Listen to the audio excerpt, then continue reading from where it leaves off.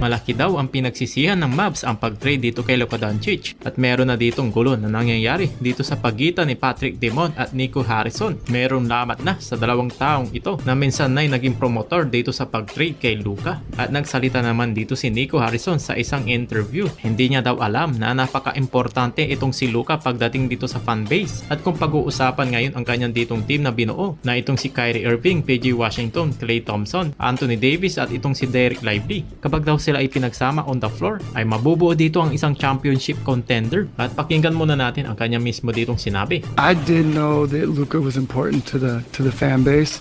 I didn't quite know it to what level, but really the way we looked at it is, you know, if you're putting a team on the floor that's Kyrie, Klay, PJ, Anthony Davis, and Lively, we feel that's a championship caliber team, and we would have been winning at a high level, and that would have quieted.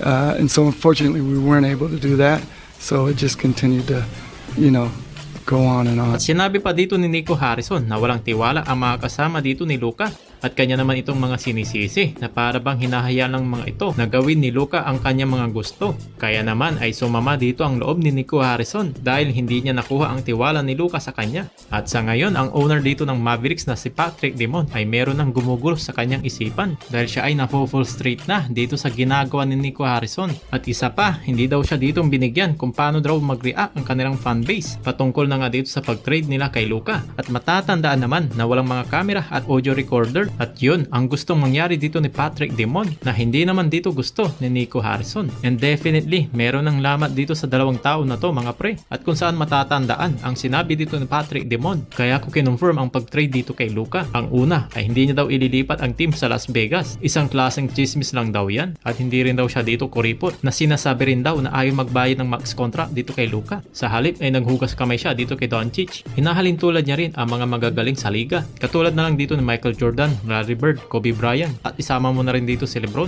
ay nag-i-ensayo sila mabuti upang manalo. Kung wala ka daw galitong pananaw ay hindi ka daw dito magtatagumpay at hindi ka rin pwede maaring maging bahagi dito ng Dallas Mavericks. Ayos mga pre, pero wala naman ditong binabanggit sa pangalan dito ni Luka Doncic. Pero parang nagpaparinig dito sa Patrick Demond, ang owner ng Mavericks, na bawal daw dito ang tatamad-tamad. At ang isa pang naging paniniwala dito ni Patrick Demond, ang mga naging trades dito ni Nico Harrison ang nagbigay sa amin sa NBA Finals. Ang pagkuha kay PJ Washington at Daniel Gafford na nagbigay ng depensa at lalim para masuportahan dito si Luka. Kaya naman ay malaki ang naging tiwala niya dito kay Nico Harrison na panahon na daw na para i-trade na daw itong si Luka Doncic dahil baka mag-umpisa na daw ang kanyang mga prone sa mga injury. Sa naman nagiging problema ang unti-unti ditong pagtaba ni Luka Doncic na sinasabi nila na defense is the key. Ang isa sa mga kinakailangan nila dito kay Anthony Davis na yun na nga ang isang malaking paniniwala nila. But the thing is kung full health kaya ang Mavericks na hindi injured itong si Kyrie Irving na isang malaking paniniwala nila na isang klaseng championship contender. Malakas pa rin ang kumpiyansa dito ni Nico. You'll see next year when our team comes back, we're going to be competing for a championship.